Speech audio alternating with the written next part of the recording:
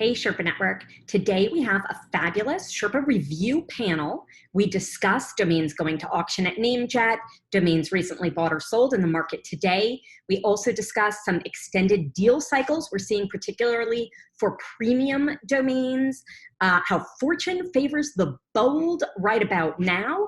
We discuss some very interesting research and the best keywords, or I should say verticals, to be targeting right now for new investors. Enjoy the show.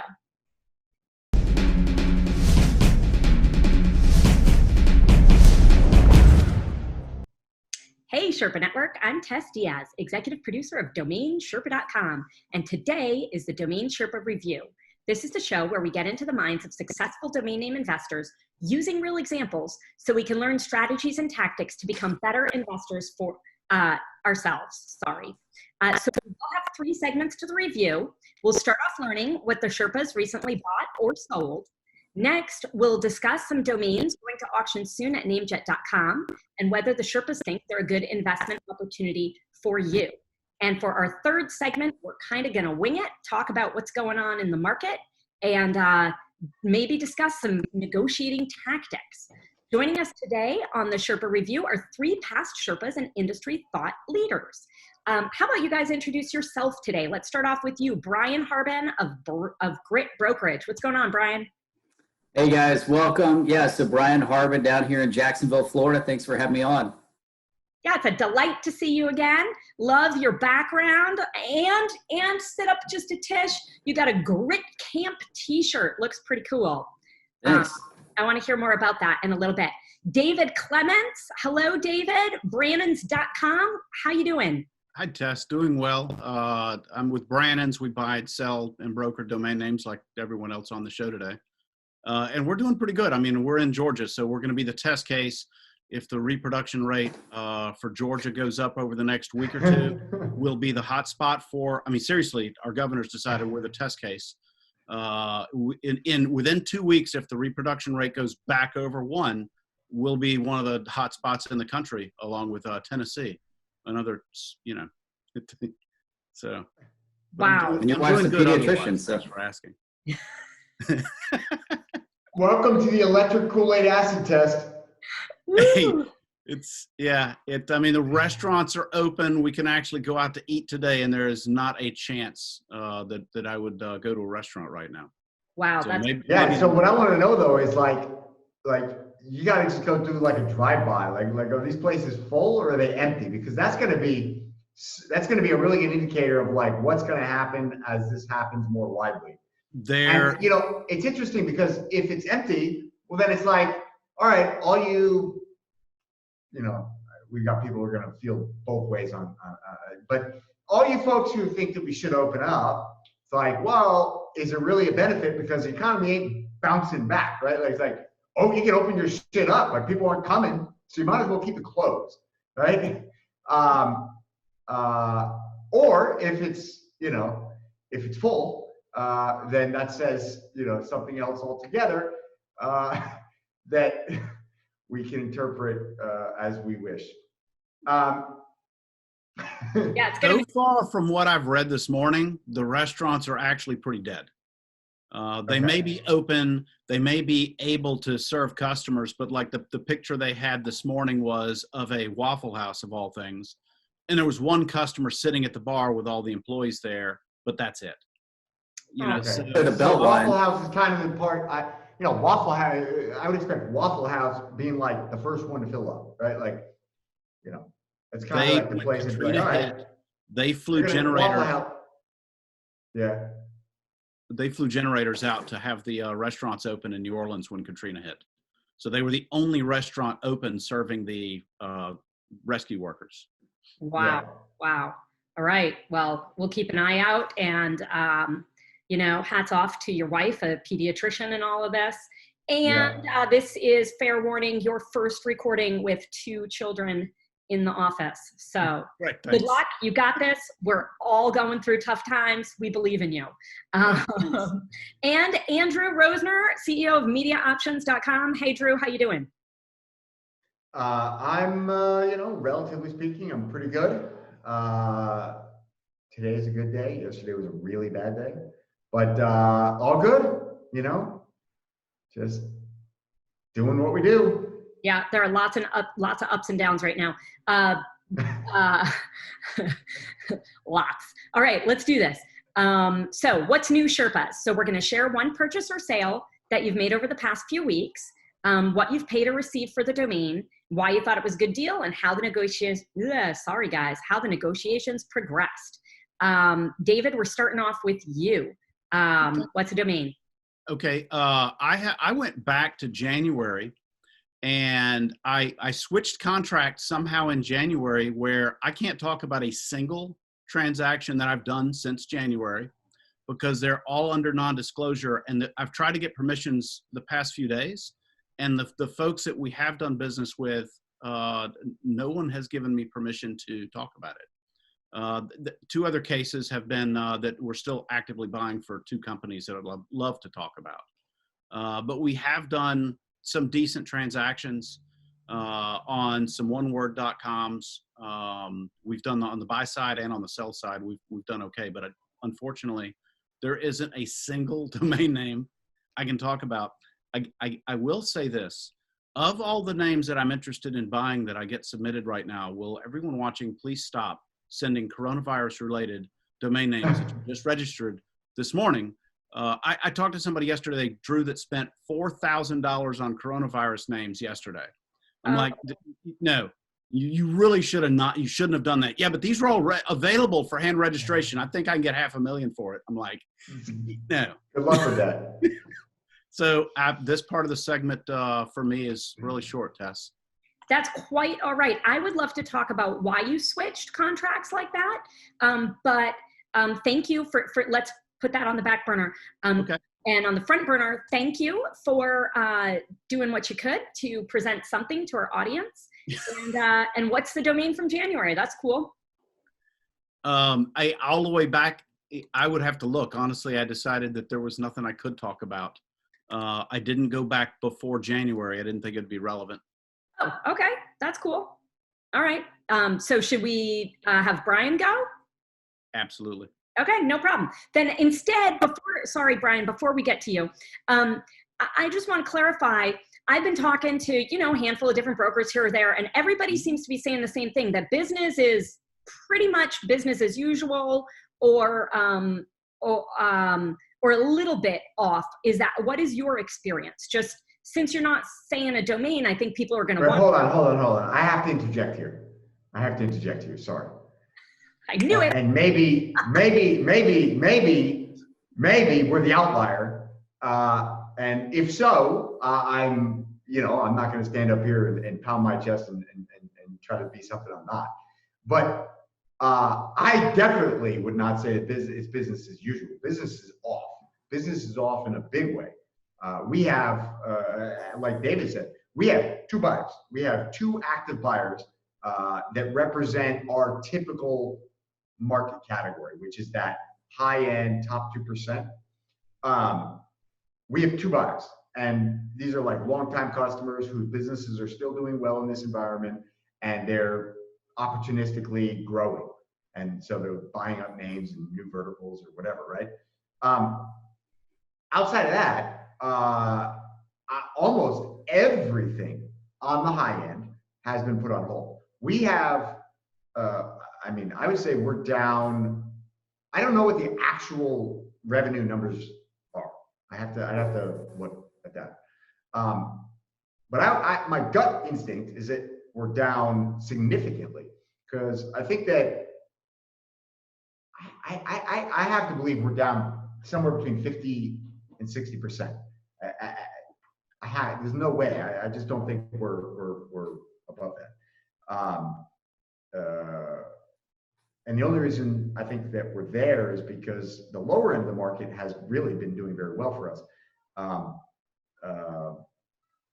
But yeah, I think that our typical brokerage operations are down by half, at least, maybe more.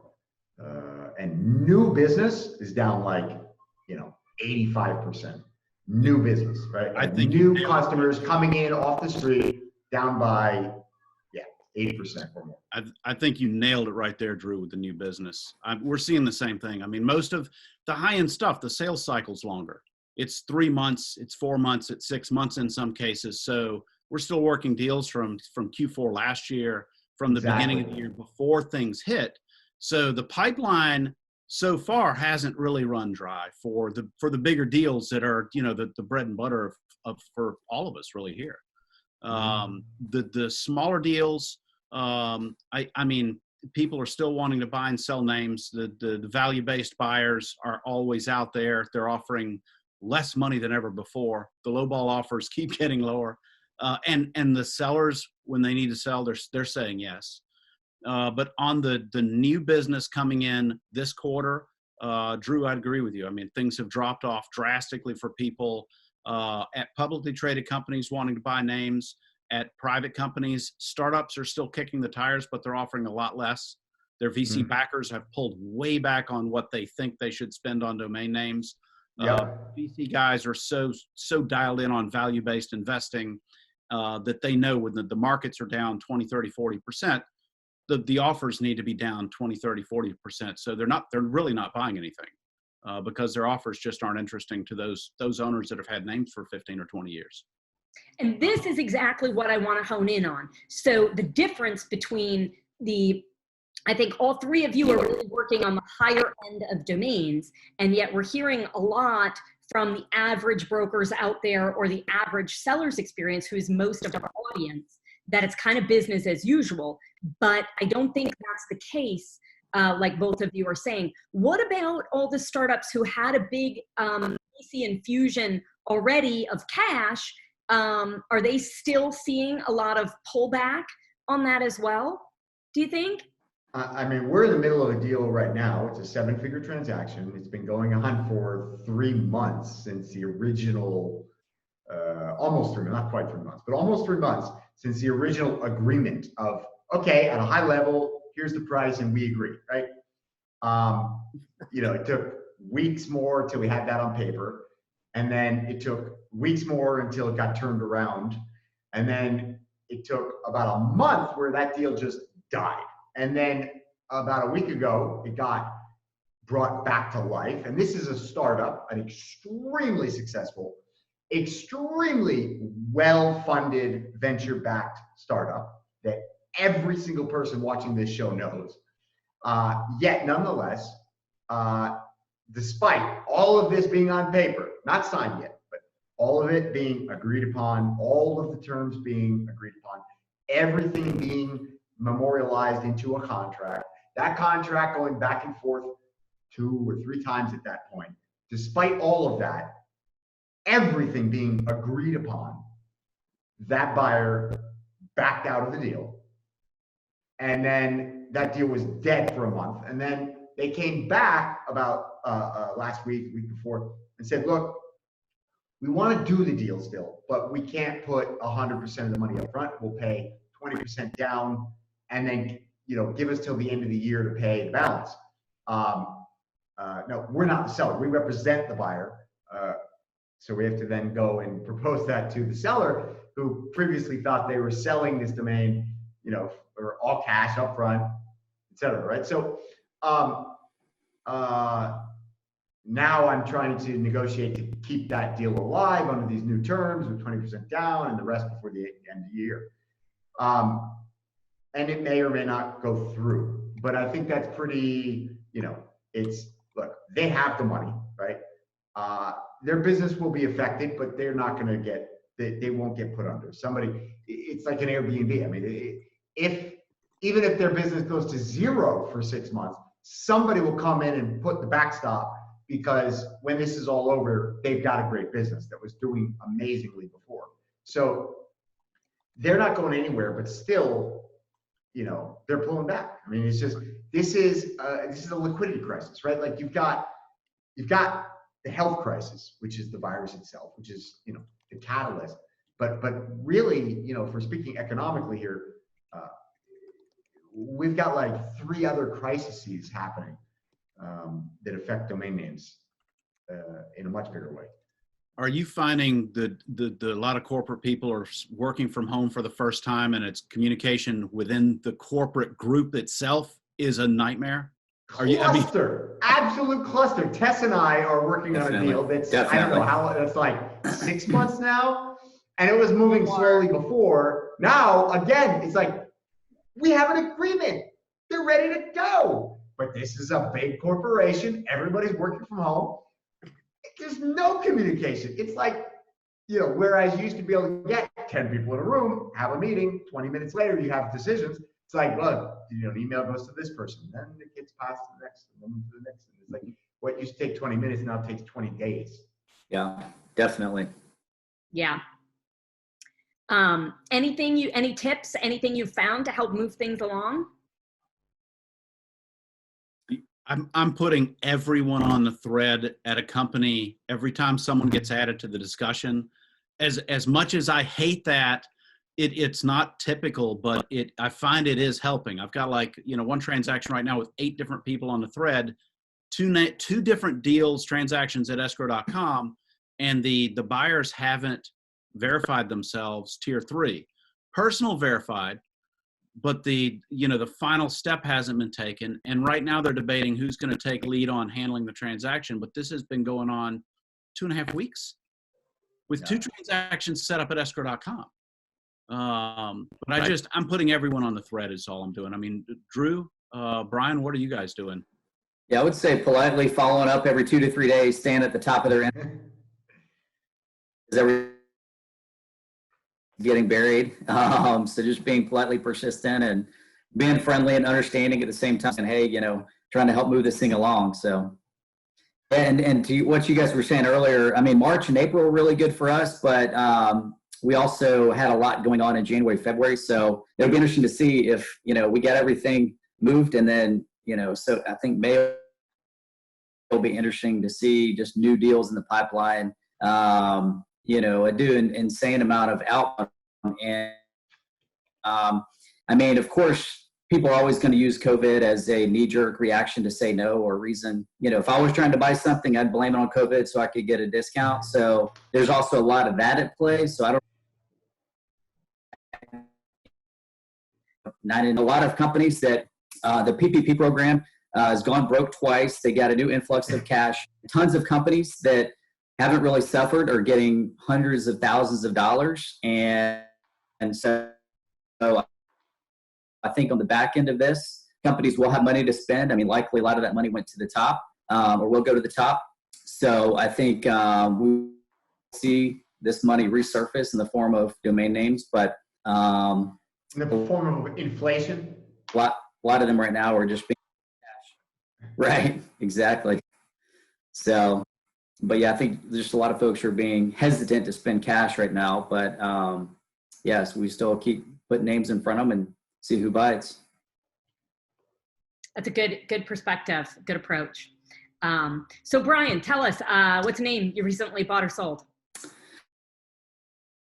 So this is one estates.com. Estates.com. It's a good one. All right, you bought it or sold it? Sold it. Okay, sold it. And your own How much information do you want me to give? For now, no, this is that. for a client That's that we you were representing the seller? Okay. Yep. You represented the seller, right, Brian? Yes, represented the seller. Okay, estates.com. I'm pissed now. I love that name. I really wanted that name. You want to go, Dave, or you want me to go? Give it a shot. All right, so estates.com. I'm going to say 75 grand. I think it's worth more than that, but you know, got that COVID discount. Is that a price you would pay for it, or a price you think it's sold for? I would pay probably like 35 to 50 range. I think it's worth probably 250. Yeah, I think that's about right. You know, 150 to 250 range is about what I think it's worth. Do you think today it's worth 250 or in the long term? I mean, you know, I don't think that there's such a thing as a today value, right? Like, I think basically, no matter what the asset class is, if you ask what's the value today, you know, it's like zero. It's like there's zero liquidity. We're in a liquidity crisis. So I think, you know, you can't. I think you have to look at everything in a vacuum right now. You know, and then hope that there's a buyer with some reasonable amount of luck with timing. But yeah, I don't think, I mean, look, you got a barrel of oil today to sell, you're going to have to pay somebody to take it, right? That's just straight up. Exactly. Straight up. You got a barrel of oil? That shit is a liability. It's not an asset. So I think that basically most of the things that people call assets on their balance sheet right now are actually liabilities until this whole thing gets worked out. So I'm not sure that anything has a real price right now. Drew, this is why we love you on the show. All right, David, what are your thoughts? I think Drew nailed it. Like if this was a domain name I owned, I would want to try and get 150 or 250,000 for it. And I think Brian knows that too. So if he's representing you were representing the seller. Yeah. Mm-hmm. Brian. Yep. If you're representing the seller, I'm going to say you got them in this market 140,000 is going to be my guess. All right, that's almost double Drew's guess. All right, Brian. Okay, so yeah, actually, right in the middle of you guys, kind of. So it was 90,000 was the final sale price, and so yeah, we had actually gotten the listing along with a handful of other domains, and we had done the research. We're about to do the outbound, and so put it up on our newsletter, and actually ended up getting a full price. It was listed for sale at 90,000 on the newsletter, and it sold at that price. So probably would have gone a little bit higher for outbound, but yeah. So that's how we sold it. So you had a so you sold it. So an investor paid 90,000. Yeah, well, a newsletter has end users as well. So we are now actually selling a few other domains for the guy that bought it. So I think he's an investor / end user with it. So yeah, and I think there's a .estate extension as well, if I'm not mistaken. I haven't seen many of those domains. So. Interesting. Do you think there's a relationship in this purchase to the .estate TLD? I don't think so. No. Did that affect the pricing or what?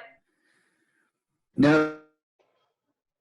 Guy that owned it, he's had it for a while. It's been listed at that price for a while, and through previous other places, and so we just had gotten the listing, liked the name, thought it was a fair price, and so yeah, I think it was a fair price for everybody.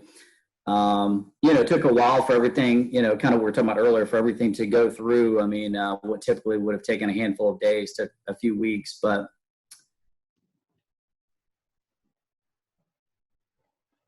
And same thing, took a handful of weeks because of slow communication and. Yeah, because we ended up having to sell it through, we couldn't use escrow.com. We had to use another platform and kind of a bigger platform, and everybody was working remote, and had to get a couple extra things with the deal had to be done. A bigger platform? What platform is bigger for transacting a domain? Well, so basically it was and their program, everybody was working remote, so we had to use them. Hey, you kind of break up a lot when you talk. What did you say? I said it was Cedo, and Cedo. Yeah, so it had to be done through Cedo, and everybody was working remote. I mean, they were great and everything. It just, took a little time. Okay. Yeah. All right. Well, congrats. That's a good sale. Estates.com. All right, Drew, how about you? So I had one picked out. Now I forgot. Hold on. Well, I'm open to you doing two, just saying. I don't even think I have two to talk about. We do actually, I I can talk about. We sold a couple names, but they were public, so I don't know. Probably everybody already knows what they sold for. Let's do one of those and do one. I'll do a buy and a sell. All right. So I don't know why I really like this domain. We bought etho.com, etho.com, and then I'll do a sale afterwards. Okay. etho.com, etho, media options purchase. correct. Okay. Brian, David, what do you think the price?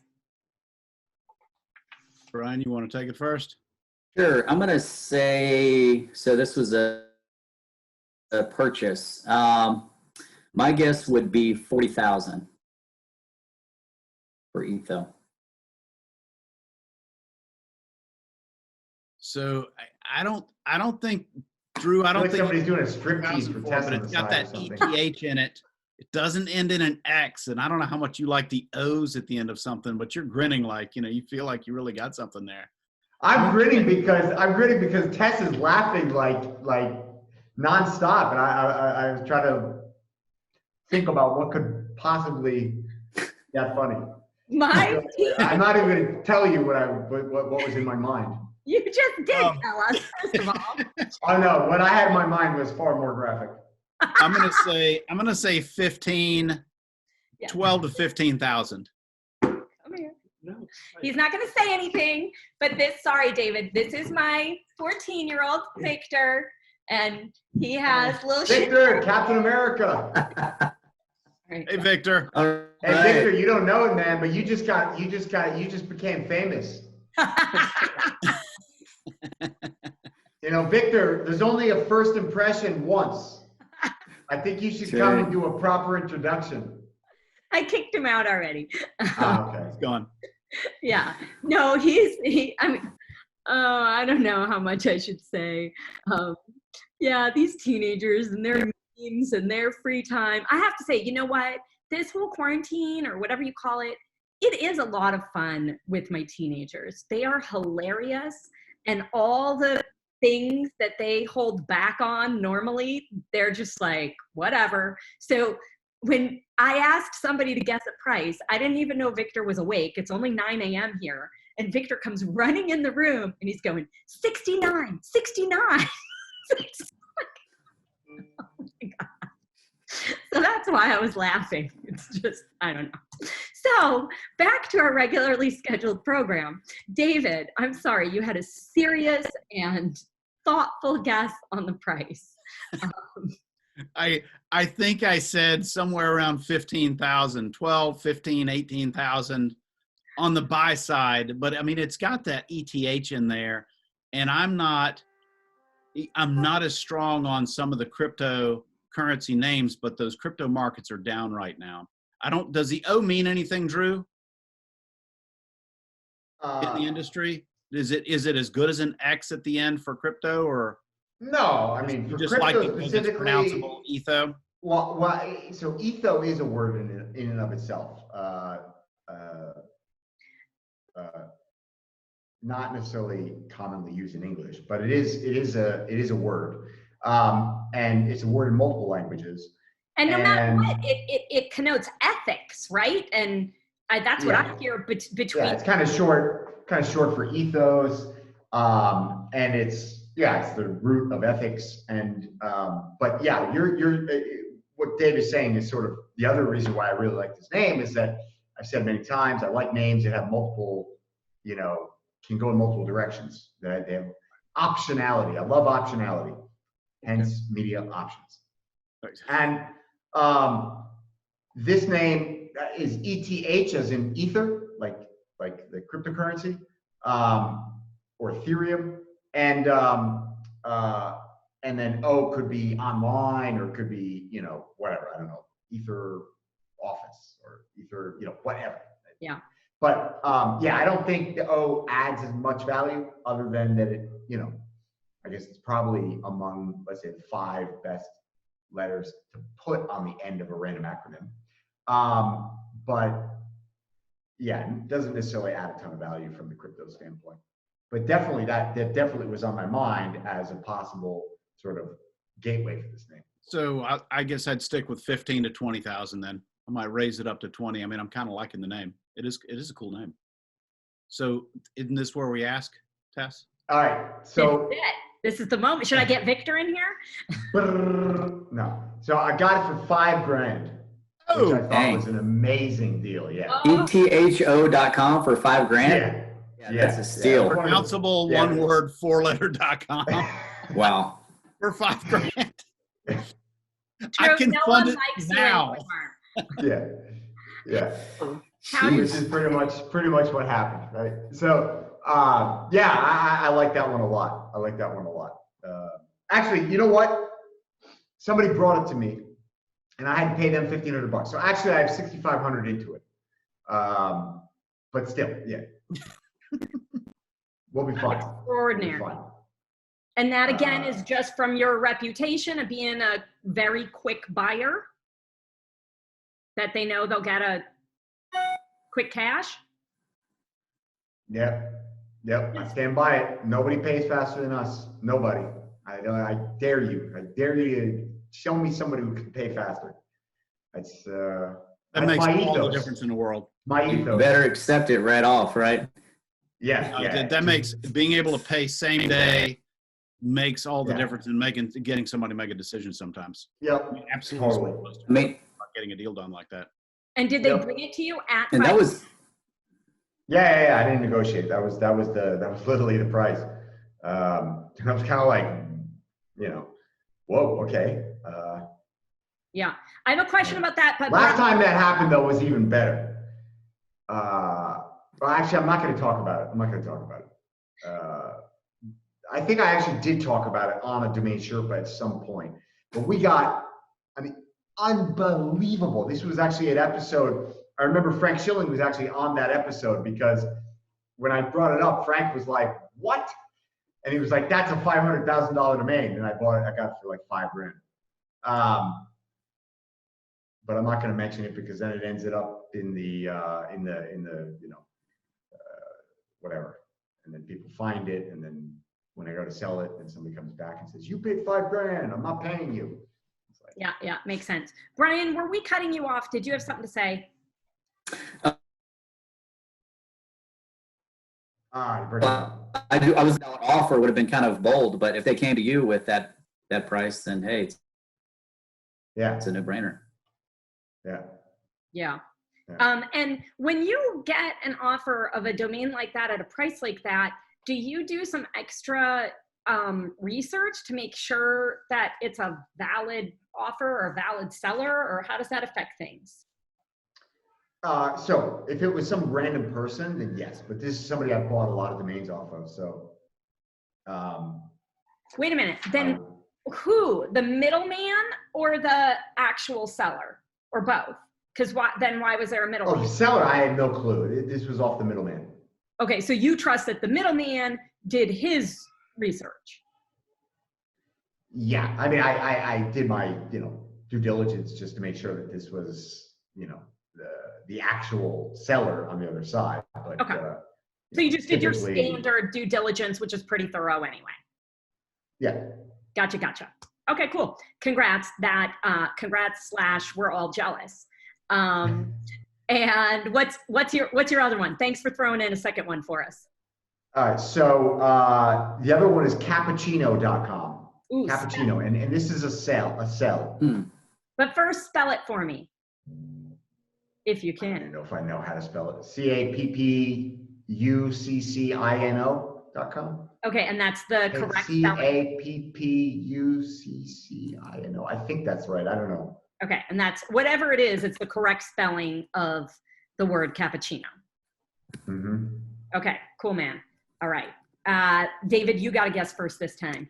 Okay, so first off, I'm not living in Europe, and I don't think I would have spelled cappuccino correctly. I checked you while you were saying it, Drew, and you spelled it right.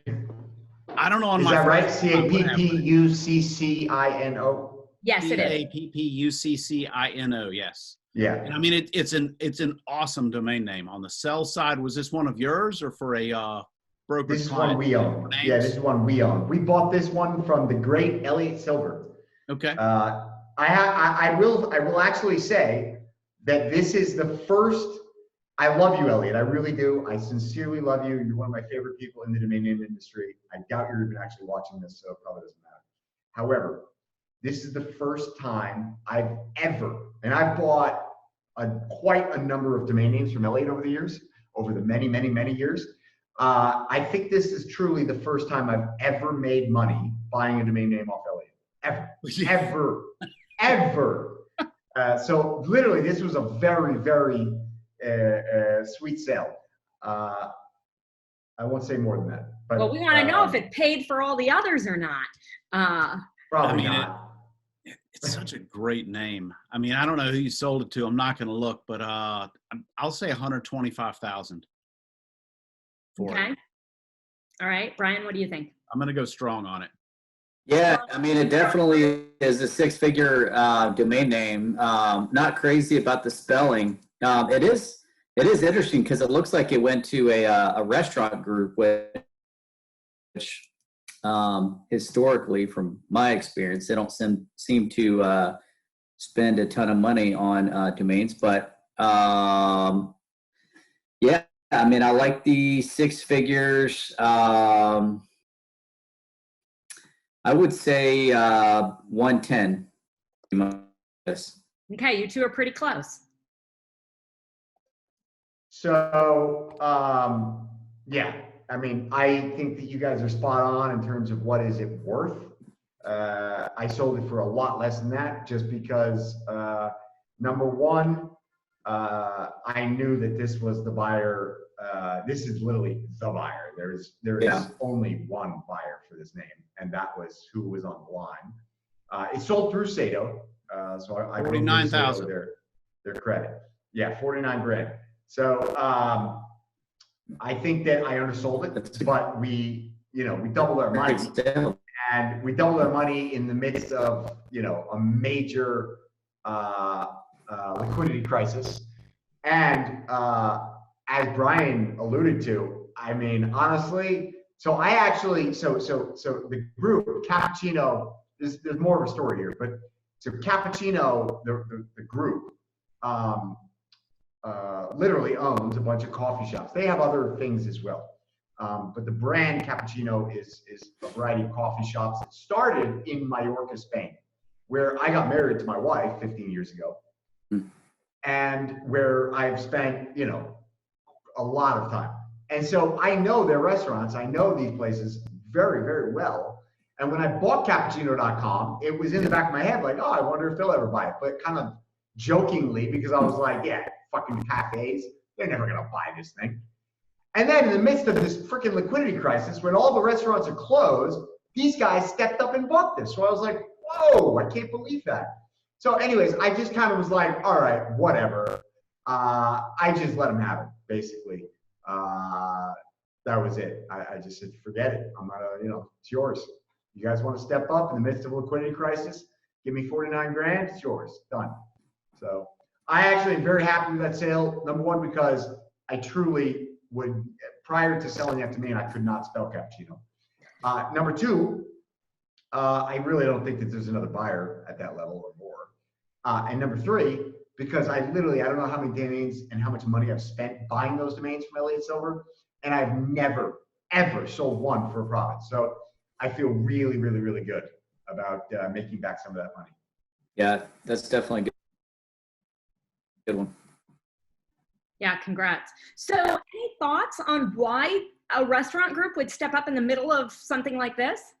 No, but I would love to know. Like, I really would love to speak with them because, it shows strength or stupidity, one or the other. Right? So, I don't know. I really don't know. I have no explanation. If I was their investor or if I was on their board, I'd be like, who's the idiot that authorized this? But I'm glad they did. Wow, this is a great show about how domains have value. People buy it, and then we ask, who's the idiot? Who else? Well, hey, it's not actually true, right? Because I don't have insight into their balance sheet, right?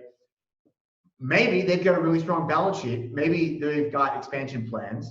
And if that's the case, then they just made a genius decision because they bought this domain for, at max half of what I would have sold it for without, this crisis. So if this crisis hadn't happened, they would have paid 100 or 150, or they would have just never even gotten the domain. And so, yes, I am absolutely unequivocally sitting here saying that, they're either, naive or stupid or, whatever, because they're buying a $50,000 domain name while they can't even earn revenue. But that being said, we don't know what is going on behind the scenes, and it might have been genius, right? So that's the beauty of playing armchair quarterback. Yeah. Well, and if you ever want to buy a domain name, now is the time to buy it for these type companies. So absolutely. If you got the cash, and that's, this is kind of what I was laughing before when we were talking about this, because I think it was you, Brian, said like, if I'm trying to buy something, even if I'm not even affected, right? If I'm a company, I'm getting a handout from the government, my business is fine, right? Like I'm not laying anybody off. Like then this is a great time to be buying domains. This is a great time to be buying assets because you're going to get that tailwind. You're going to get that discount. So it's a great time to be bold. The saying, fortune favors the bold, it was made for times like this, because being bold when others are being timid is what gets you ahead of the pack, right? But nonetheless, I still have no clue why a restaurant group is buying a $50,000 domain name in the midst of the worst crisis in the last 100 years. Fair enough. Well, congrats. It's a great sale. Good job. Let's take a moment here. We'll talk about our advertisers for today's show who support us in our mission to educate folks in the domain name industry. FD was built by domain investors to increase your inquiries, sales, and profit. Forget spreadsheets and archived emails. Manage your entire investment portfolio in one place using a secure and completely confidential platform. Learn more at ft.com. That's EFTY, ft.com. So it's time to move on to the marketplace list. This segment is sponsored by NameJet.com. We're reviewing domain names heading to auction soon.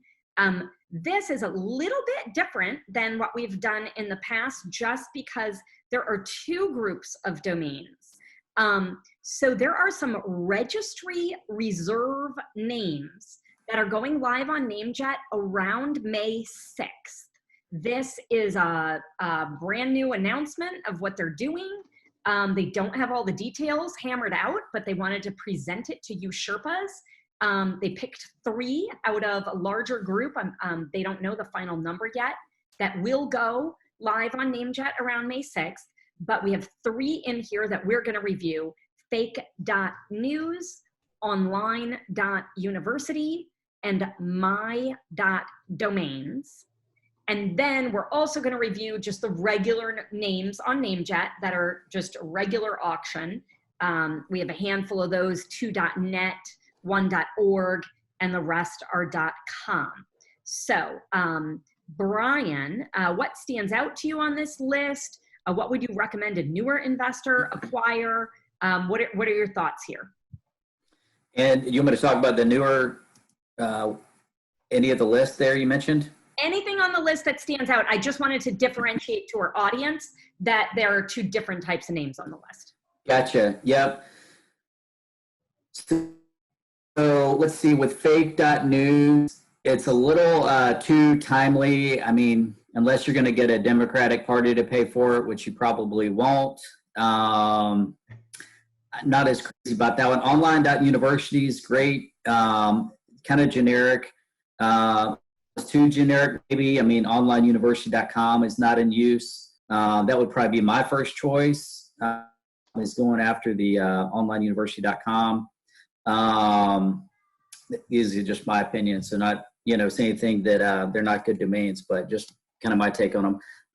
But some of the ones I did like on the list, I liked, I pronounce it Siz, SIZ.com. Sell the sizzle, not the steak. So I like the Siz.com. I think is a really good one. I think NARC is a good pronounceable short domain, but it does have a negative connotation. But again, for a 4-letter pronounceable, not as good as Etho, of course, but evergo.com, it's a great brand. Ever is actually a great prefix, for a lot of great domain names, and obviously Go as well. Evergo that's a really, really good 2-word .com, my opinion. And then superstar.net, I think is another good one. So I think if you're an investor, I'd probably go with something like Evergo, or maybe even superstar.net or Siz.com, if because that would definitely go in the 5 figures. That would be a great 3-letter.com to pick up. So that's my take. Thanks, Brian. You have any thoughts on pricing that you would recommend or look at for those, especially superstar.net? What do you think? You mean if they got it, what they would turn around and sell it for? If you want, but more than that, what I meant was what you would recommend a newer investor be willing to invest in something like that. Got it. Okay. I would say if you could probably scoop that one up for under a couple grand, would be a good buy. With Siz would probably likely go somewhere in the, I don't know, maybe high teens, low 20s, maybe. I'm not sure. I hadn't really followed those on NameJet recently, but okay. Yeah, that'd be what I'd say. Good advice. Thanks. Cool, man. All right, Drew, what are your thoughts? So yeah, pretty similar. I mean, I don't really love any of the names, to be honest with you. I like JE.net just because I like 2-letter domains. I like 2-letter.coms, .nets, .orgs. It's just scarcity is always going to be your friend. Superstar.net is kind of cool. I don't know what the use case is or who the buyer is, but I just kind of like it. I'm a 3-letter guy. I love 3-letter.coms, but and Siz is kind of cool.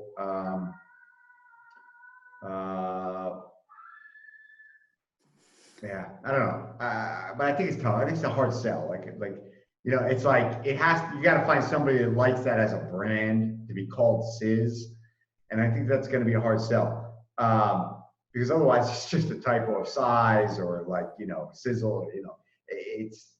I think you're sitting on that one for a while before you get find your buyer. But I think you're probably right about what it sells for. Probably high teens. Yeah, I don't know. I really don't like any of these other names. Basically, JE.net, Superstar.net, those are really the only names I like. I like Smart Research. What price? But I like it at $69. I like it at maybe $100, $200. That's it. Not more than that. Because I think it's it's a name that sells for $2,500 or $5,000 someday in the future. In the next 10 years, over the course of the next 10 years, I'm pretty sure I'd sell smartresearch.com for $2,500 or $5,000.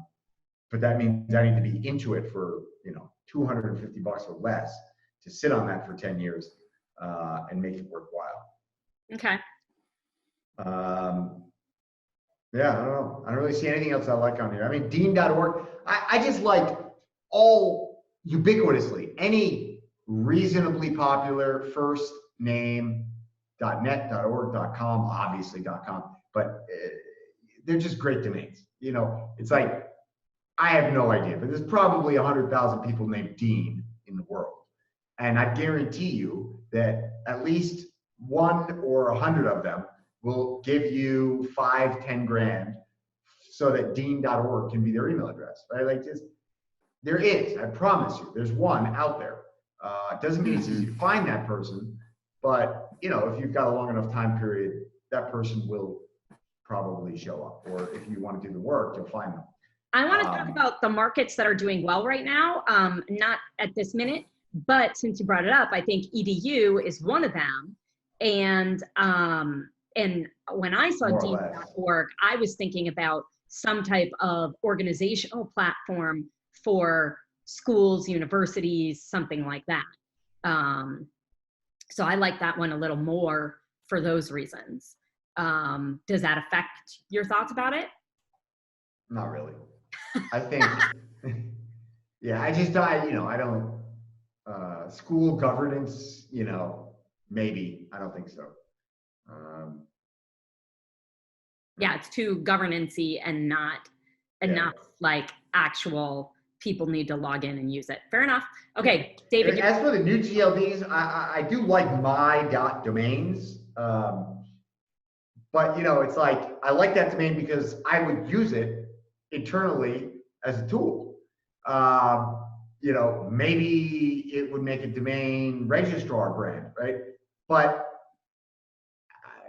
I don't know. I selling that on NameJet. Like, how much is that going to fetch on NameJet, right? Like, I don't know. I you know, a couple grand maybe if we're super lucky. Fake news, yeah. I don't know. What, you know, it's like, it's one of those names. It's like, I'd buy fake.news for like $1,000 just because it's like, you know, talk about it at a cocktail party. Right. You know, that cocktail party that we're going to have in 2 years from now. But it's like, you know, it's a cocktail party name. It's like, I own fake news. And it's like, Right. whoa. But am I ever going to sell it? No. Is there a real use case for it? Not really. Like, you know, it'll be the Onion, right? Like, sell it to the Onion. I just don't know. Like, what do you do with fake.news, right? Like, you know, it's one thing to be pushing out fake news that gets clickbait, right? But if you are decidedly fake news, then nobody's going to come read your shit. So I just don't think that there's a market for fake.news. I just don't. What do you do with it? Maybe. Yeah. All right, David, you're up. Okay, so taking the registry names first, the fake.news, online.university, my.domains, I'm pretty consistent here. If you own fake.news, you better own fakenews.com. After Panda and Penguin in 2011, 2012, and we've all, over the past 10, 15 years, seen people invest more heavily than just the one-off names in .tel, .mobi, .biz, .info, and now there's .news, .university, .domains. I think, you know, like Drew said, you know, maybe something 500 or $1,000 to talk about at a cocktail party, but, you know, he's half serious because if it goes to $1,000, my guess is you're going to be like, you know what, it's really not worth that. And I know NameJet's a big sponsor, and they make their money selling the whales of each of these TLDs, but that's the only reason they spent the $180,000 in the first place, is to sell 50 of the primo registration names like that and hope that's going to get them out of the $180,000 if they didn't get into a bidding war to get that TLD in the first place. I don't think anybody on the domain investor side really can make a lot of money buying a lot of .news, .university, .domains names. You know, you get lucky when you buy something that ends up being big like meet.me, you know, and that just turns out to be somebody who wants that as the brand. But I don't see any value in those. And I kind of agree with Drew on the overall list. I mean, nothing would make me feel like I had to watch the auction to definitely get something. I mean, the siz.com, you know, it's got value because it's one of those 17,000 three-letter.coms, je.net 676 two-letter.coms, two-letter.nets, two-letter.orgs. I mean, those have value to me. It's funny, dean.org, this is one of those cases where, you know, Tess, for your group that's listening here, the viewers, you know, they need to know Esteban gets it really wrong sometimes. I mean, Esteban puts this at a $1,400, $1,480 appraised value, and there's no way it sells that low. There is absolutely somebody out there named Dean. Okay, there, you know, tens of thousands of guys out there with the name Dean there are dozens of them that would pay $5,000 to have dean.org. Okay. Mm-hmm. There may be a couple that would pay more than 10 grand or 15 grand. And if you wait, buy it right and just sit and wait the 5 years for somebody to approach you, or fill out the information on a lander, you can make money on a name like that for sure. It's always been interesting to me that guys' names sell for at least double girls' names, .coms, but the others, the .orgs and the .biz and the .nets also. And it's because the guys are the ones that buy name.coms. For the most part, Ego. It's all about the ego. What It's- about who owns Drew.com? I mean, you gotta kind of ask Some that. some douchebag with an enormous What's ego. that? Some douchebag with a huge ego. It's all about ego. Hey, look, I I've just tried actually buying so just because this list is really boring, I'm gonna throw another one out there for you guys to guess. I'm just vetoing this fucking list. So I just bought this domain on GoDaddy Auctions, noego.com. Noego.com. I literally just got it today. I don't know if it closed yesterday, but I just got an email from GoDaddy saying I won the domain. Noego.com. Well, I think we should applaud you for buying noego.com. I'm working. I'm literally, and I'm not trying to be super ignorant here, but I'm literally like, that's something I'm very much trying to work on.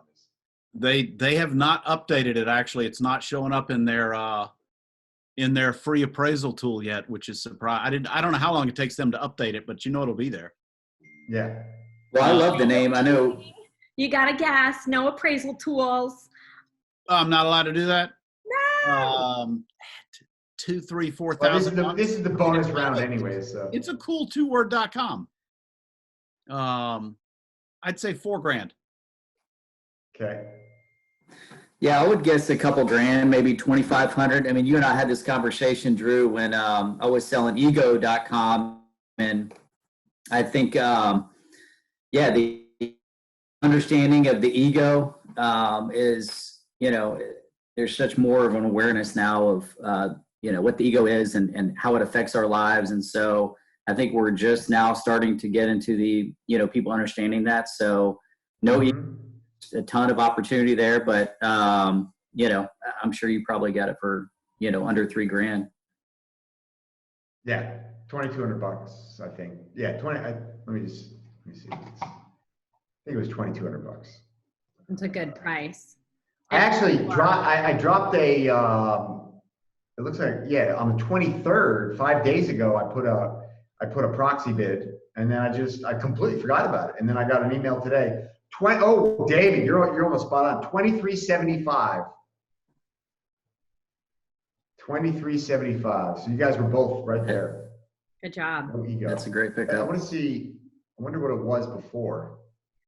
While you look that up, Brian, tell us about ego.com. When were you brokering that? How did it go? Let's see. So I think we worked that for about 4 months. We don't currently have that one anymore. There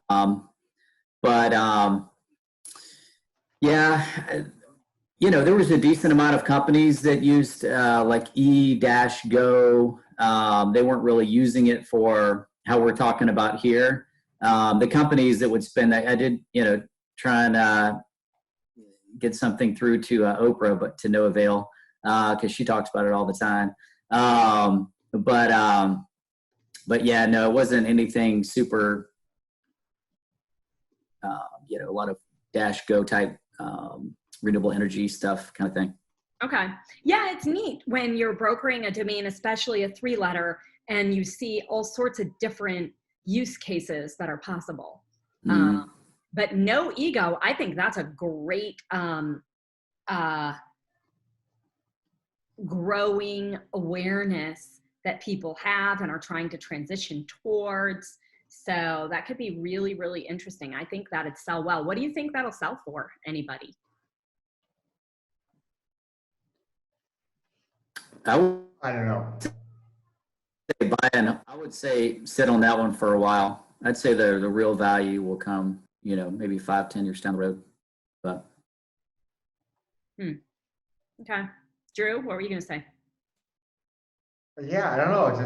I think it's tough to put a value on. I guess I'd put it in the brandable category of, probably 15 to 25.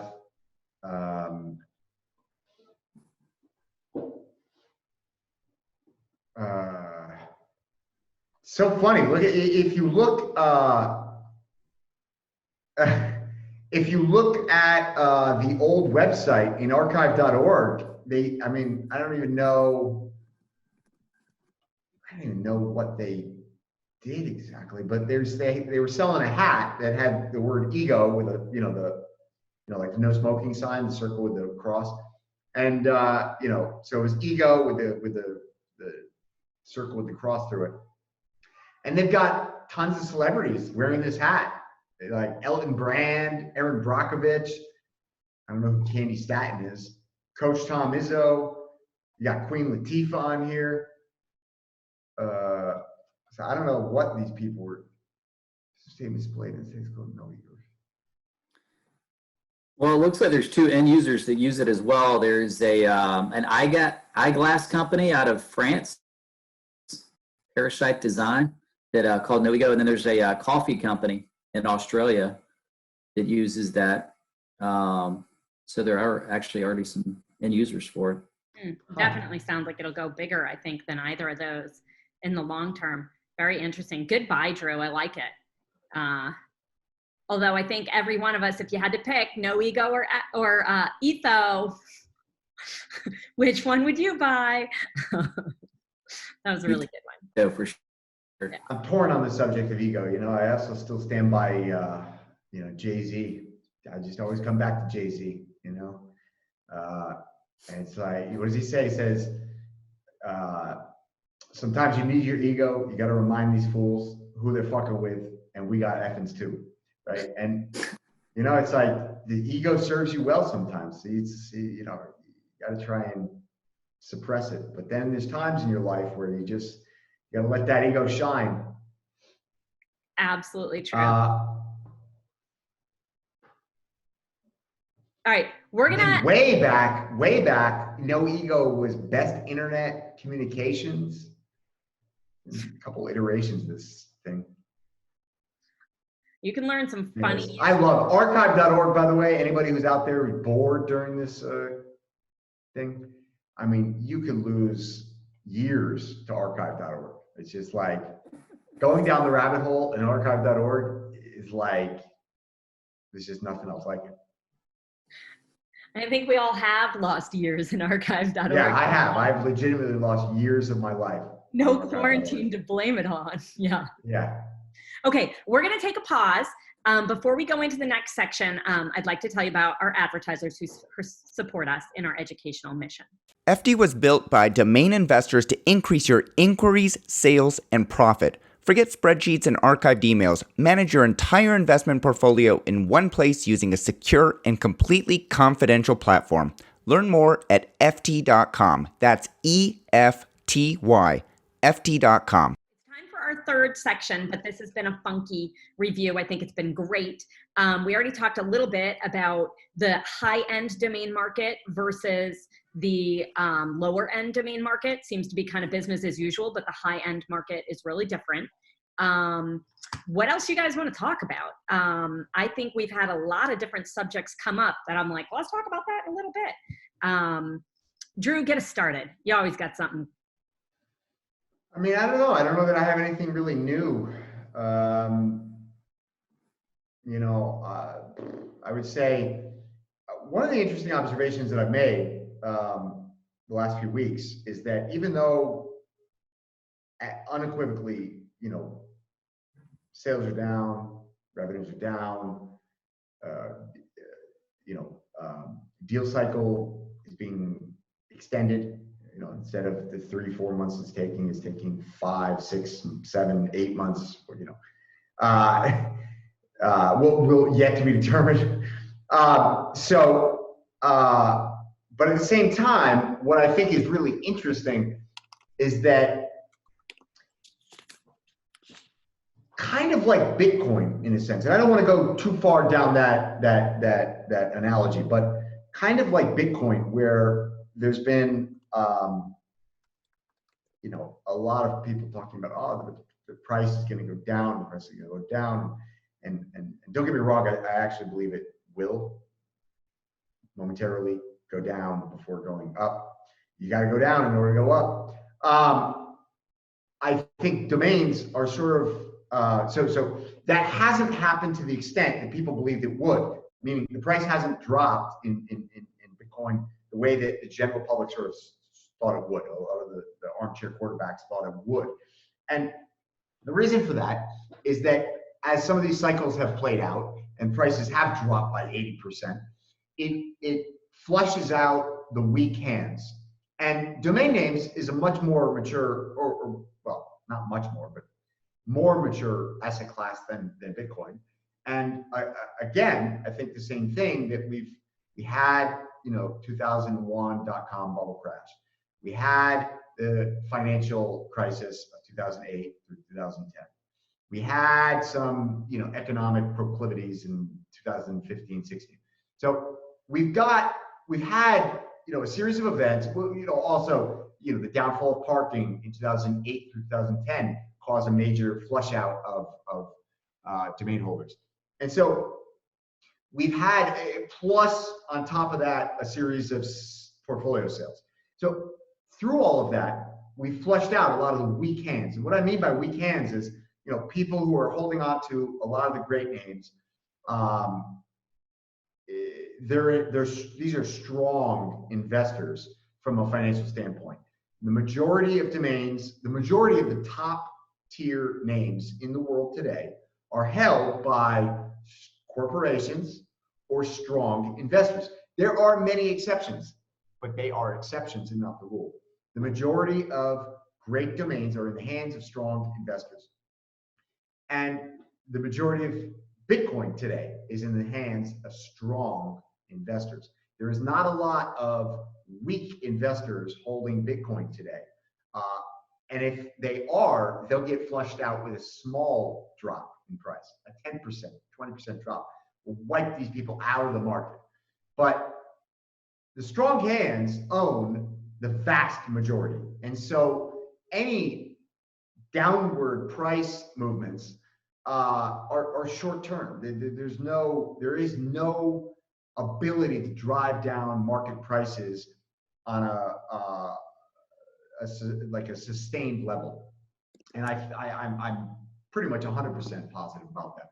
So what's interesting, that was a really long intro to my observation, which is that over the last few weeks, I've noticed that even though business is way down, even though offers are coming in short, even though people are rescinding offers and lowering offers, and despite all of that, what I'm not seeing is lower domain prices. Like, what I'm not seeing is the really good domains that are out there coming down in price. Like, you know, some people are saying, well, you know, offer 10% or 20% discount, et cetera, just to try and drum up some.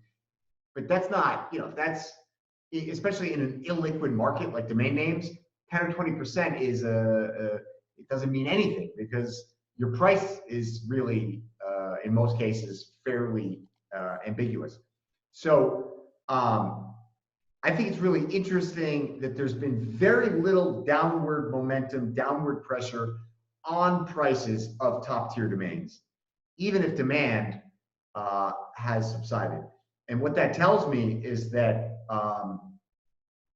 you know, my bullish sentiments on the top of the domain, on the top part of the domain name market, is we're probably well founded. And on the back of this thing, whatever that might be, I think that we are going to see an absolute bonkers. And I really mean this. I'm not trying to like talk my book here.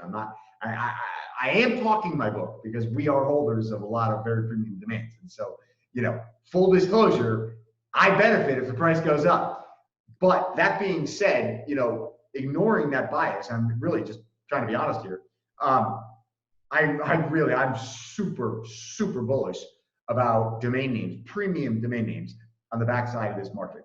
Maybe even just all domain names, because I think there's a few things that we're going to see flushed out of this, and that is like new use cases for domains. From an identity standpoint, from a wallet standpoint, we're going to see crypto boom before this whole thing flushes out. We're going to see massive inflation before this whole thing flushes out. So I think domain prices go up in a major way. I'm not talking about a 10 or 20% increase in price. I'm talking about literally domain names emerging onto the world stage as a really significant asset class. Not, we're not talking about like stocks and bonds and real estate, but a meaningful alternative asset class. And I think we could be looking at 300 to 500% increases in domain names over the next, let's say, 5 years. Maybe that gets a little bit pushed back, but I'm not kidding. I think we're going to see an explosion in the value because domain names remains one of the last encumbered asset classes on the face of the planet. And when I say encumbered, I mean by debt, right? We're in the midst of the worst debt crisis in human history. And so in a first world country. And so as that plays out, the world's financial system is going to be desperately seeking unencumbered hard assets. And domain names represent the underlying asset of the fastest growing and the only growing economy on the planet, which is the digital economy. So I really have a hard time finding any argument contrary to that. I think that if there's anything that we know, it's that the digital economy happens faster and it happens bigger than we thought prior to COVID-19. And all of that is super bullish for domain names. The only thing that I'm not bullish on about domain names is that the result of this is going to be a consolidation of industries. Like let's just look at retail. That's the easy one. I'm pulling out totally random bullshit numbers. Let's say that there's 5,000 major retailers, big box retailers in the world. There might be 10 when this is all done because Amazon will add 30% market share, Costco will add some chunk of market share, Walmart will add some chunk of market share, Home Depot will add some chunk of market share. The big players will add market share and the small and medium players won't exist anymore. And that's not necessarily a good thing for domain names because it means less companies, and less companies mean less domains. And so, and the more you consolidate power within an industry, it also inhibits innovation and new entrants into that market because the moat gets wider. And so, that will inhibit a little bit of venture capital into new industries. But at the same token, we're going to see healthcare becomes the new defense. You're going to have trillions invested into healthcare. There's going to be bazillions of new healthcare startups. There's going to be bazillions of new startups in AI, in drones, in all of these things that help automation, help digitalization, help, people work from home, right? All this stuff is going to boom. It's going to create new companies. There'll be demand there. So I think,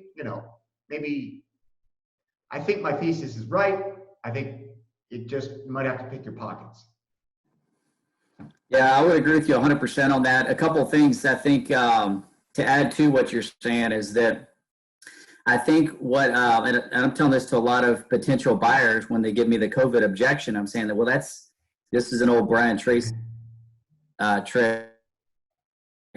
He was an old school life insurance guy, but he would always say whatever their objection is exactly the reason they should get it. And I feel the same way, is that when they tell me that COVID is the reason they can't buy it, I'm like, actually, COVID is exactly the reason you should buy it, because right now you are seeing these companies that require face-to-face interaction in order to make money. They're not making money, and we've seen for years the downward spiral of retail. Yep. And if you don't have a way to make money on and own that relationship, then you don't really have a sustainable future. The other point I wanted to make too, along with what you're saying, is that I think Amazon was, and don't quote me specific numbers on this, but I think they were sued because they're starting to form businesses based on these affiliate relationships. And so all these people that have companies, online companies that they sell products through Amazon, Amazon is creating competing businesses and driving them away. So again, to the point of you need to own the relationship with a customer. If all of your revenue comes through affiliate ads through Amazon, 100%. you're not sustainable. You need to own your own online.com. And then the last thing I would add is just what I've seen is the increase of startups being formed around personal branding, and people, starting companies through, a website, generating money with some type of product or service or coaching or whatever it may be, and branding around their personal name or some version of that. So I agree with you 100%. And I think when we do come on the other side of this, which is probably sooner rather than later, it just creates more of an awareness of, look, you got to make money online. And what's the first thing you need? You need a piece of land, and it's called a domain name. So. Yep. Well said, as always, Brian. First, David, anything you want to add? It's interesting to me, Drew, you mentioned the word thesis. This guy's work ended up being pretty much largely forgotten, but it's still on the internet. I found the URL that you have to type in to get to it. I'm going to send it over in this chat. But Thies Lindenthal, about 10 years ago, did research comparing the price of domain names, over 200,000 domain name sales. Okay, he got all his data from Ron at the time. He compared them to sales week to week, and also looking at the stock markets, the New York, the Nikkei, and the London indexes. And he noticed the trend that the prices people were getting for domain names were down when the markets were down that week. They were up when the markets were up that week at steeper slopes. He basically did a thesis paper, getting his master's or his PhD, writing this paper about comparing domain names to real estate. Cito hired him. Okay, he helped them with their evaluation tool for a while, and then he ended up getting his PhD and then going into real estate. So he's no longer even in the domain industry. But this website he put together 10, 15 years ago, it's still there with the link to the research paper that documents this. If somebody took the data from the past 10 years and added, I guarantee you're going to see trends week to week, month to month, with the domain name sale prices we get, okay, and that people get following the stock markets globally, because he pretty much, you can't really prove anything 100% scientifically, but he pretty much documented that the prices people get for this asset class that we're making a living with follow the markets. So this year, based on that thesis paper, okay, this is the year to buy. And if somebody's coming to you and saying, I really have to have this domain name, well, this is the price. Well, that's nuts in today's market. Well, it's not for sale. So if you want it, this is the price. I had the auction going for batteries.com. I took it offline. I lose 50 grand in revenue, okay, with this auction. Then all of a sudden the coronavirus and the economy hit. So, I had people register and bid for the auction at the beginning, but the ones that registered and bid at the end, the prices were ridiculous. I'm like, what are you doing? Well, the market is what it is. Well, I started marketing this thing like, at end of third quarter last year. So I don't have to sell it. I'll just put it back in the drawer. Thanks. Yeah. But I'm seeing prices getting offered on the name like that really reflect the market. So right now, just like you're saying, it's the time to double down. Any of us here, anybody that has been in this business long enough, you've seen the down markets in 2008, or the bubble bursting in 2000, or the middle of the decade, 2014 and 15, when we hit a little slump. But we're in that right now again.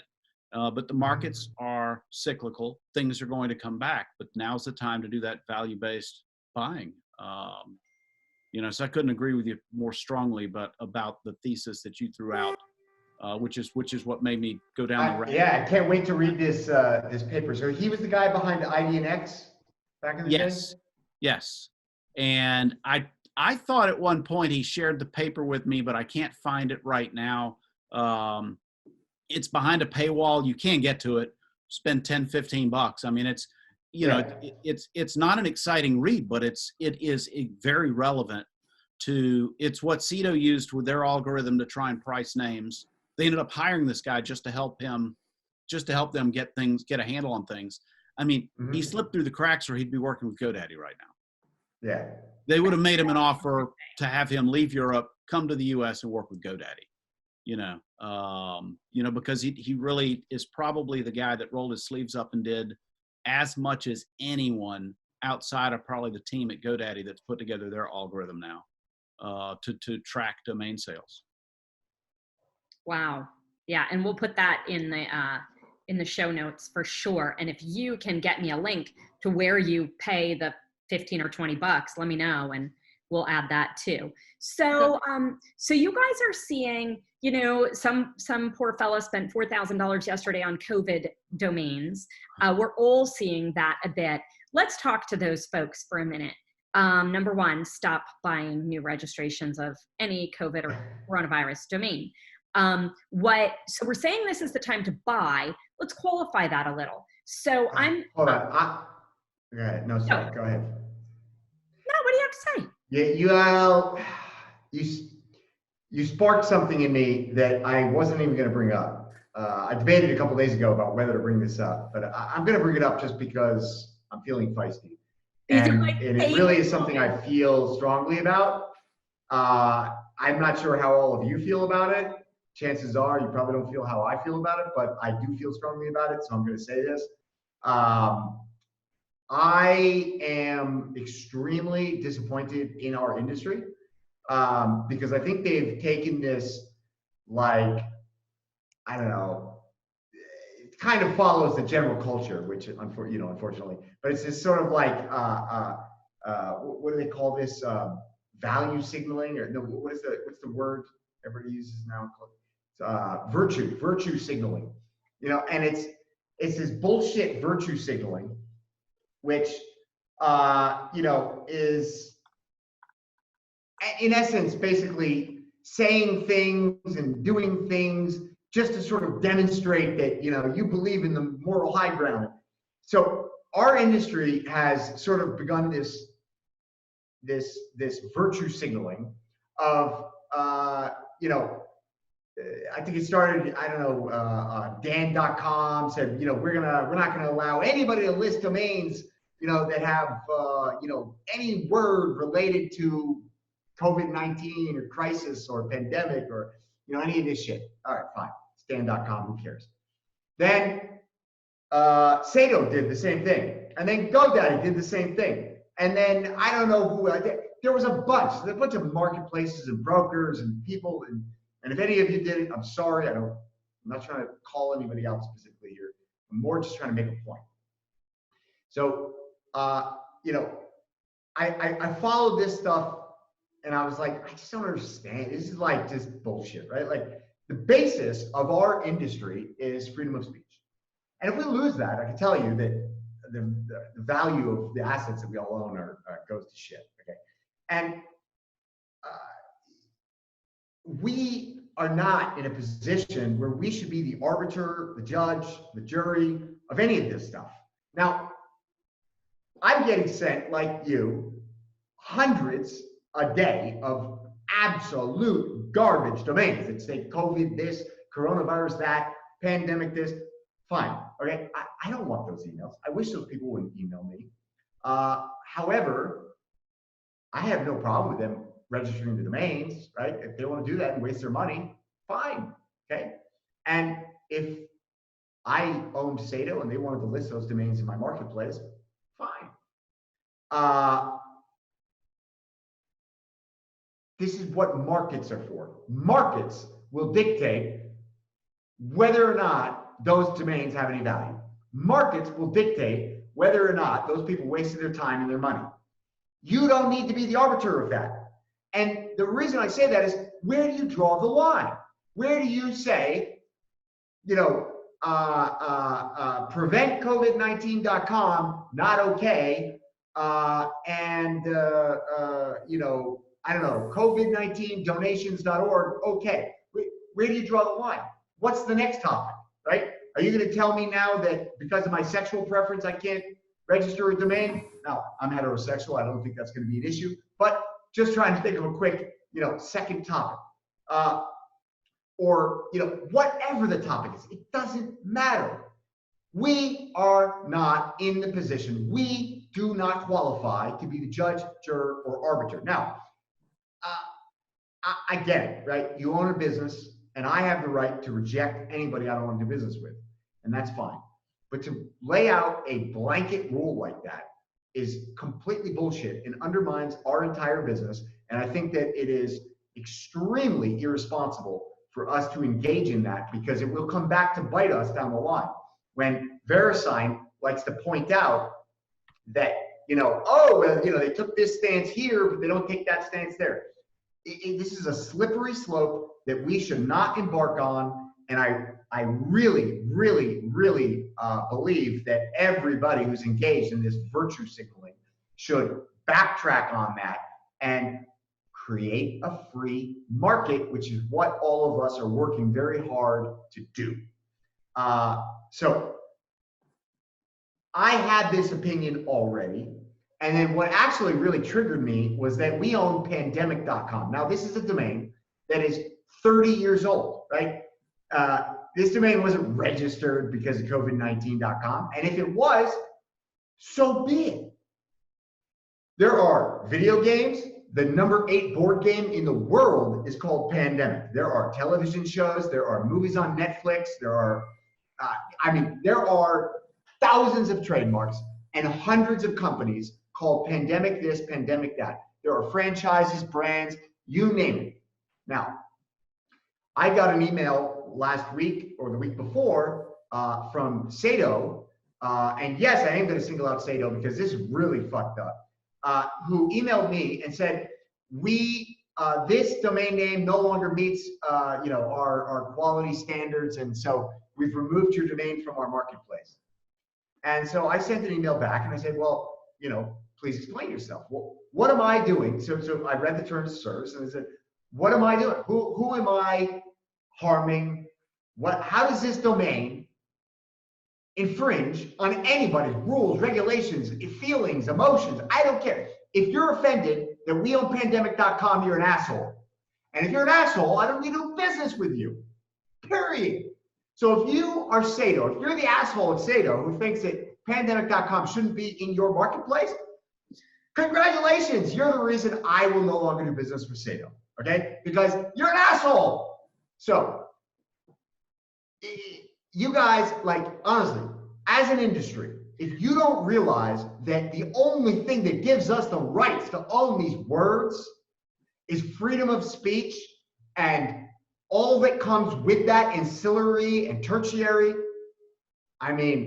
go back to school, because the virtue signaling that's happening in this industry makes me want to puke, and it is going to cause economic harm and damage to our industry down the line. Mark my words. So that's all I have to say. Well, thank you. And I'm sorry that you guys have to be on this show and do that little rant. Because I don't want that to reflect that is my opinion. It does not necessarily reflect the opinion of the people that work with me or for me or anybody else on this show. It is not necessarily the opinion of the show itself either. But it sure as hell is my opinion. And that's it. Now you know it. That's a really interesting point, especially, for premium domains and in a different, where there are a lot of different applications for a lot of different words. I read something that really makes pandemic.com interesting. I've been following what Bill Gates has been publishing lately. He's always been pretty quiet and reclusive, but the Bill and Melinda Gates Foundation for the past 20 years has been immunizing the planet and working with viruses and just doing a tremendous amount for the world. He is calling this Pandemic 1. And it's like a world war, only everyone's on the same side. If it sticks, Drew, it'll be as big for a historical term as it gets for what we're going through right now. I would put that in a drawer for a couple of years until the heat right now dies down from it, unless you just had some crazy offer probably not spurred from the show, but from somebody looking it up. It's not that I'm against people owning coronavirus.com or even COVID-19.com, but the fact that, you know, Google and Facebook are banning ads on those terms, and unless you're the CDC in the US or the you know, some other big health organization globally, if you don't have a PhD behind you, I don't think you should be registering these terms thinking this is the best thing somebody ought to grab up and buy from me. You know, the reason, I mean, I ended up talking to this guy on the phone that registered the coronavirus names. You're right. He's got every right to continue buying them. I suggested he stop because there aren't going to be buyers for the words that he registered.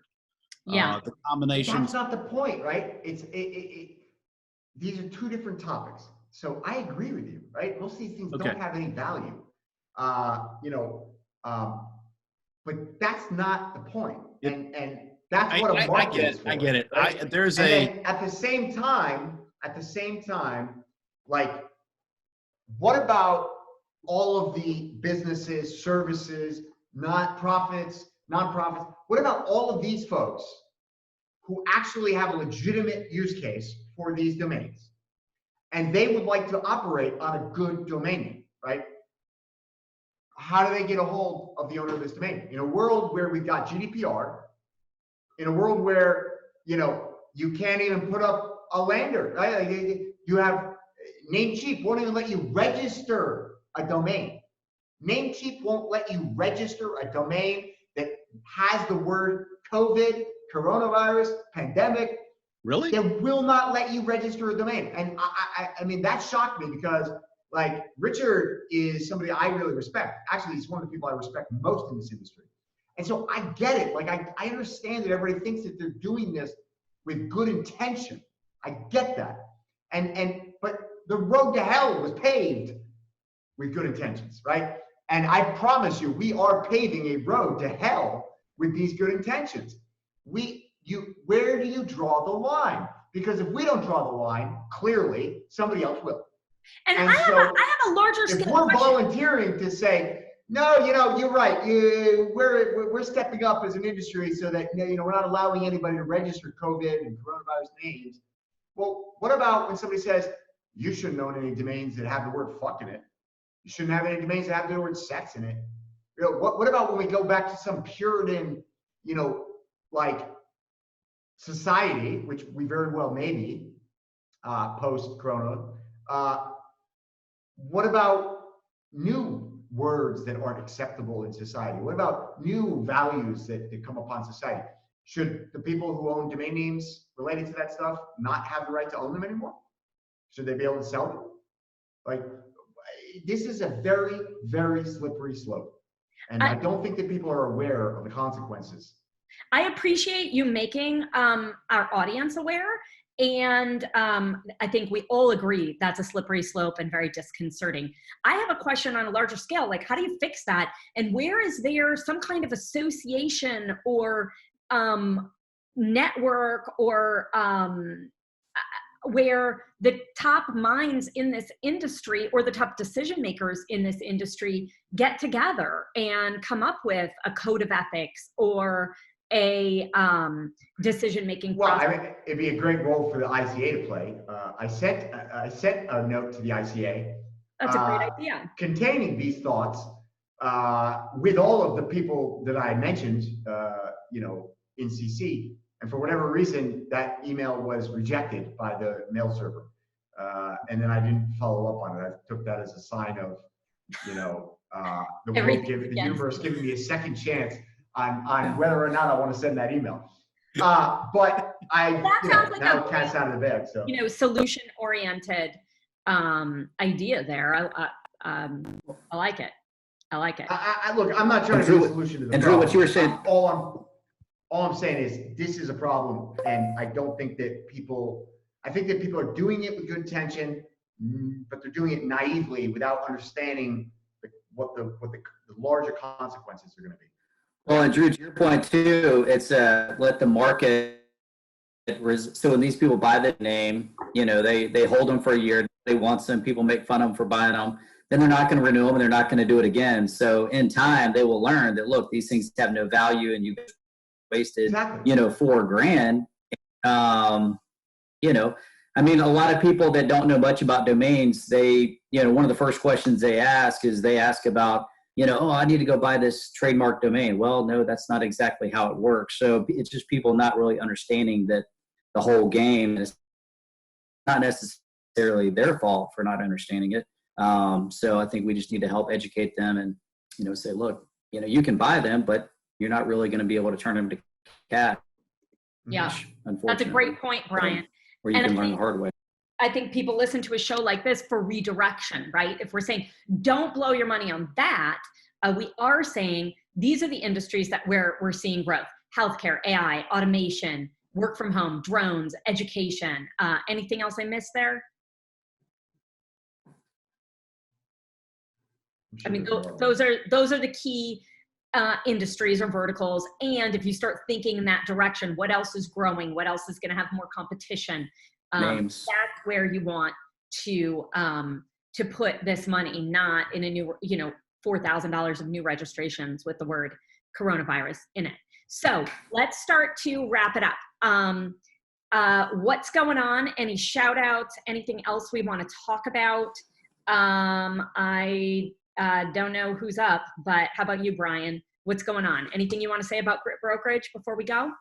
Sure, I'll go. So a great domain name that would pair well with pandemic.com, if you know of anyone that owns it, is contactless.com. And this is a really neat name. This guy's owned the domain name for, you know, a couple decades now. He's been in the contactless payment industry. And I think, we just got this in a brokerage last Friday. And so contactless.com. And, you know, you see it everywhere now with contactless delivery, contactless, you know, food, contactless groceries, and, you know, payments, everything. So, so throw that out there if you guys know of anyone interested in that. And then, so this summer we're launching Grit Camp. So it's a summer camp for basically kids 1st grade through 7th grade, teaching them mental, physical, emotional resilience through sports. And so especially with this summer coming up, you know, moms have a 6-month summer on the horizon. So kind of our passion with grit.org and Grit Brokerage and some of the other companies we have is just teaching people about resilience specifically with kids. And so that's, we'll report back on how things go this summer. So that's a big deal. And that's going to be in Jacksonville, Florida. Yeah, that's right. Very, very exciting. Yeah. Good for you, dude. That's awesome. That's really cool. Yeah. I know that you're a great coach to your kids and in the community and sports. And this is a great way to take your other skills, your interpersonal skills and mental health. I don't know, I'd say skills, but really you're teaching that combination of mental health skills and sports. Super cool. I've loved talking with you about that, and congrats on launching it. If anybody wants to learn more, gritcamp.com. Thanks. Yes? Yep. So grit.org, you learn about everything, but yeah, gritcamp.com is the for the sports camp. Okay, very cool. Congrats. David, what's going on? I mean, you know, Atlanta homeschool is alive and well, and I'm enjoying kind of a slower pace. I'm actually spending more time with the kids, getting out. It's crazy. We live in a small neighborhood, less than 100 houses, and it's crazy how much people are outside 2-3 hours a day right now, either in the front yard with chairs widely spaced. You know, there are plenty of people walking around with Yetis middle of the afternoon, early evening that are absolutely not filled with coffee. Perfect margarita recipe that fills 2 large Yetis up just right. And you know, we're actually doing that. You know, the brokerage that we're doing for Brandon's is going well, and that's nice. But this is the first time I've been into the office. When I came in, it was 60 degrees because I had the air on, and it was a little chilly last night, so I had to kick the heat on. You know, but we're all of us here, you know, and people in this industry are used to working remotely. It's interesting working with people who are not used to working remotely. If anyone is in that boat and working from home and they're not used to it, like from a Fortune 500 company, I will throw out one tip I've been giving them is, sending and receiving emails can be a 24/7 thing, and you've got to just work a regular, shift or set of days or schedule, because you'll be working 7 days a week. I'm finding our teachers are doing that. I did that initially. We'd be getting emails from Saturday evening, Sunday evening, 10 at night, 6 in the morning, they start up, and I let all the teachers know in one thread, look, it's okay to work Monday to Friday, 8 to 6, and that's it, and everything else can wait. There are a lot of people that are new to working at home and they're not taking any time off. So I guess I led with the taking time off because I've been really good about it this past year. And I'm finding that I enjoy taking more time off. I still haven't done the full month yet. This doesn't count, right? No, it doesn't count. Doesn't count. So thanks for having me. It's been a fun show. You were brave to come on and try it with your kids there. I think between us, we have either 9 or 10 kids at home, and we did a great job. You're good. Drew, any shout outs? What's going on? You mean other than calling a bunch of people in our industry an asshole? Yeah, but yesterday was the bad day. Today's a good day, remember? Yeah. I love all of you. That's it. I got a message of love, man. I love everybody. I'm just sending out messages of love. I got nothing but love for you all, unless you're an asshole. If you're a virtue signaling asshole, I got nothing, I got something for you. If you're not a virtue signaling asshole, I got nothing but love for you, baby. So that's it. That's all I got. Other than that, very proud of our team, the media options team, holding it down. Everybody's, pulling their weight, getting it done. And that's it. I don't know. We're all in a waiting game. So that's it. We are. It's awkward. It's a great opportunity to shift, find what works, what doesn't. David, I really admire how you're taking your experience and expertise working from home and giving some others some support and encouragement from what you've learned. And I think we all have an opportunity to do that on whatever our strengths are, but also to really shift, to notice what's stuck. I mean, the longer this goes on, the more silver linings I find, where I'm ready to knock out this goal, or to change this habit, or to read up a little more on this that I've been curious about for a long time. There are a lot of opportunities here, personally and professionally. So just make the best of it and hang on in there. So thank you guys for taking so much time today. I know I get a lot of messages when people are like, oh, the show was extra long. Thank you. I have nothing else to do. So thanks, guys. You're the best. We'll see y'all next time. Thanks, you guys. Thanks, Tess.